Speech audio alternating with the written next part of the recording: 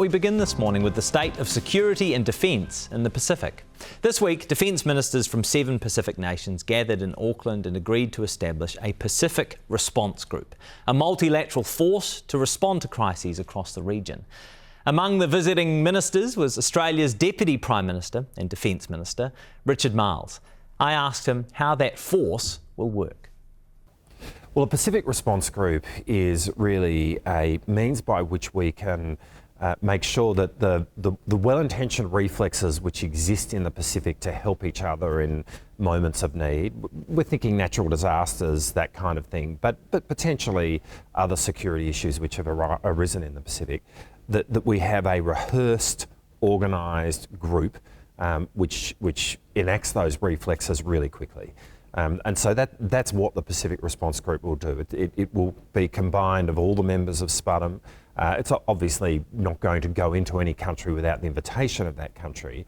But if you imagine a natural disaster such as what we saw in Tonga with the volcanic eruption or a cyclone, this will be a means by which there is a rapid, rehearsed response from a Pacific team to provide that defence assistance to those countries which are so needed in that moment. Other security issues, you said? Well, if you look at in the past with Ramsey and Solomon Islands, where you did have a very much a Pacific group in terms of the regional assistance mission in Solomon Islands, one can imagine in the future that the Pacific Response Group might play a role such as that. Again, it would only be at the invitation of a country, but that was a really significant response from the Pacific, which was actually lauded around the world as a post-conflict intervention with the permission of the host country, which did so much great work. This is a means by which I think we can, as SPUTM members, those countries in the Pacific which have defence forces, we can work together to regularise those responses and make sure those responses are as rapid as possible. In the first instance, the focus is very much on HADR events, natural disasters, where we're going in and helping. Theoretically, if a future scenario warranted it, would this group be armed? Well, I mean, if you're talking about HADR, coming in after a natural disaster, the answer to that question is no. But those other security issues? Well, Ramsey, when you look at that, people did have arms. Again, it was at the invitation of the country, and that's something that needs to be worked through, but we are talking about defence forces. What do you see as being the greatest risk to regional security? Well, I think we live in a world which is much more complex, which is much more strategically contested. That creates pressure for the region. I think in that context, perhaps to flip the question, the great opportunity for us is to make sure that we are building Pacific-led responses to issues, and I think that does deal with it really provides great resilience for the Pacific, but also therefore deals with the real threats. I mean, the other obvious point to make, and you speak to any Pacific Island country about what is their greatest security threat, the answer will unanimously be climate change. And it's why we can think about geostrategic contests, state actors and the like.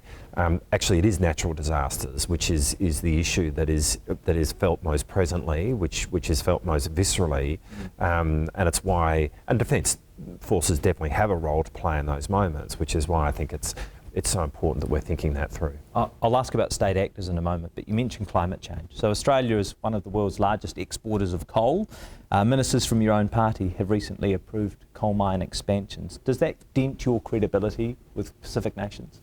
Well, firstly, we very much understand that having a credible pathway in Australia to achieving zero net emissions by 2050, what is actually very important for our own country, but is critically important in terms of that doesn't include exports, though, does it? No, but to be clear, the exports that we have, if they were not in place, you would be seeing other exports replacing them from other countries, and of course, the countries are responsible for their own emission reduction. So, in the global system of the responsibilities that we have under the Paris Accord, exports don't form part of that. And exports ultimately are an important part of managing how we as a globe get to zero net emissions. But our focus and our responsibilities are on our own emissions, and we now have a very active and credible path to achieving zero net emissions by 2050. And I think that is something which has been acknowledged by the countries of the Pacific, and it's very important in terms of enabling us to credibly engage with the Pacific around this issue. The other point I'd make there is that the Pacific really is on the front line of climate change. I've seen that firsthand in all my travels around the Pacific. If you think about low-lying atoll countries such as Kiribati or Tuvalu, Marshall Islands, the way in which climate change is experienced there is just on a different scale to how we experience it in Australia. And it's really important that we are doing everything within our power to help those countries tell their story to the world as countries which very much are on the front line of climate change. Wouldn't it be more valuable if Australia were to transition to a different export priority? So the Minerals Council of Australia notes that you exported 127 billion Australian dollars worth of coal in 2022-2023. Wouldn't that make a difference to Kiribasa's future? I'm not sure it would, in the sense that if we were not exporting, those exports would be replaced by other countries that were filling a market which was seeking coal, and those coal replacements would have greater emissions than what Australian coal is providing. Which is why I come back to the point. These things might sound simple in the headline, but when you actually scratch beneath the surface, you take Australian exports out of the equation, it may well end up with an increased emissions contribution in terms of the replacement product that those countries will be importing. So it is why our exports are relevant here. Of course, we understand that each of those countries that are importing Australian coal will have their own plans to reduce their emissions, and we understand that's part of what the global coal market will look like. From an Australian perspective, why is the AUKUS agreement so important? Well, the AUKUS agreement is an agreement which provides for technology sharing between Australia, the United Kingdom and the United States, and most particularly and significantly, Australia acquiring a nuclear-powered submarine capability from those two countries. This is critically important for Australia. If you think about what we are as a nation with ocean approaches to our continent, we are almost uniquely in need of a highly capable long-range submarine. Why? Precisely because of our geography and because we have large ocean approaches to Australia, and because we are, if you think about our sea lines of communication, which connect us to, which are the physical connection of our trade, which is a huge part of our national prosperity, our national income. Those sea lines of communication go over massive distances, over ocean-going distances. To protect them, to be able to give any adversary pause for thought who might seek to disrupt them, who might seek to coerce our country, having a long-range capable submarine is fundamental to us. Now, that's not a new thought. We have a long-range capable submarine in the Collins-class submarines, which are diesel-electric submarines that we operate today, and we've operated since around the year 2000. But the issue there is that when we look into the 2030s and the 2040s, that kind of submarine capability is going to become increasingly detectable as diesel-electric submarines are required to surface in order to charge their electric batteries, a process called snorting. A nuclear-powered submarine doesn't need to do that. So in fact, just to maintain the capability that we had, say, in the year 2005, going forward into the 2030s and beyond, we need to move down the path of nuclear propulsion. Now, those submarines will have greater capability, of course, but this is the direction that we have to go, and AUKUS is the means by which we have that. And were Australia to not have a long-range capable submarine capability, that is a significant diminution of Australia's military capability. Have you seen those comments from Boris Johnson's new book? I've not. So he said that he pushed to sign AUKUS, which meant Australia scrapping the previous deal to buy the French submarines, as, quote, delicious revenge on the French. So why should any Australian want their country to be part of a deal whose architect pursued it for such unserious reasons? Well, I mean, Boris Johnson's going to say what he's going to say. I can only answer as I have. Delicious revenges. Well, as I've just answered, our need to have these submarines is completely founded in our own strategic landscape and our own strategic need. So on that point, what guarantees can you give that Australia will be building, manning and operating the nuclear submarines? Well, we give that guarantee. That's at the heart of the arrangement that we announced in March of last year, and that now is underpinned by a treaty that we signed a couple of months ago with the United Kingdom and the United States. There has been some concern about the process so far and the production process going into the future. You don't share those concerns? Well, we have challenges for sure in terms of, I mean, this is a huge thing that we're trying to do. This will be a massive national endeavour. And indeed, just from an industrial point of view, the building of these submarines in Australia will represent one of the biggest industrial undertakings in our history. So I'm not seeking to underestimate the challenge at hand, but I'm also confident that we will be able to achieve this. And in terms of the operation of the submarines themselves, these will be sovereign assets. They will be commanded by Australians. They'll have Australian crews on board. Will they have nuclear weapons on board? No, they won't have nuclear weapons, and we've been really clear about that. I mean, we're not intending to be a nuclear state. They're nuclear powered. They're nuclear powered, and so we're talking about a propulsion system, which is obviously very contained. These will be conventionally armed, and we have no intention of walking down the path of becoming a nuclear weapons state. Indeed, we've been very clear that in acquiring this capability, we meet all the obligations under the Non-Proliferation Treaty. We meet all the obligations under the Treaty of Rarotonga, which is a treaty which ensures that the Pacific is a place from which nuclear weapons do not operate. What have you made of the debate over Pillar 2 of AUKUS in New Zealand, and how do you think our attitudes towards regional security differ? New Zealand's demonstrated some interest in participating in that part of AUKUS, so not the submarines, but the other technology transfer elements of AUKUS, and we've got consultations going with New Zealand at the moment, and it's not just New Zealand. Canada's displayed an interest here, and if you think about Canada and New Zealand as Five Eyes countries, that's pretty natural. Japan also has indicated an interest in participating in AUKUS Pillar 2, and certainly they're a country with incredible technology and they bring a lot to the table.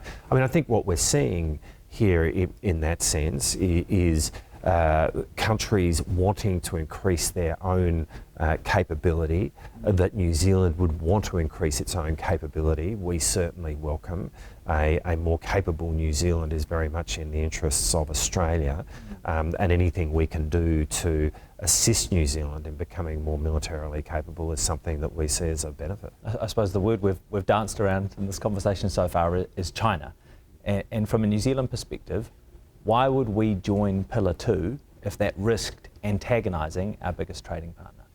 Well, I don't think that's what it does. I mean, it's obviously these are matters for New Zealand, but from an Australian perspective, we obviously have our largest trading partner being China as well. We have sought to do everything we can to stabilise our relationship with China. We want the most productive relationship with China. You also have an FTA with the US that New Zealand doesn't have. So you have a more diversified export economy. Well, we have a relationship with India that New Zealand doesn't have? we have those things, but to be clear, we have a huge economic relationship with China. They are our largest trading partner. So China is deeply significant to Australia's recent economic history and certainly we hope are a part of our economic future. I mean, we want to have, as I say, the most productive relationship that we can have with China. At the same time, you know, we can't ignore the fact that China is a source of security anxiety, and we will disagree with China where we must. Ultimately, you know, what we seek to be is a country which seriously engages with China, where we do bring to the table serious capability, which actually increases our diplomatic space in which we can engage politically and in which we can engage with trade. So I don't think these things actually work opposite to each other. I think building capability, building seriousness is actually what builds the space in which we can engage in this trade. Is there anything more you want from New Zealand?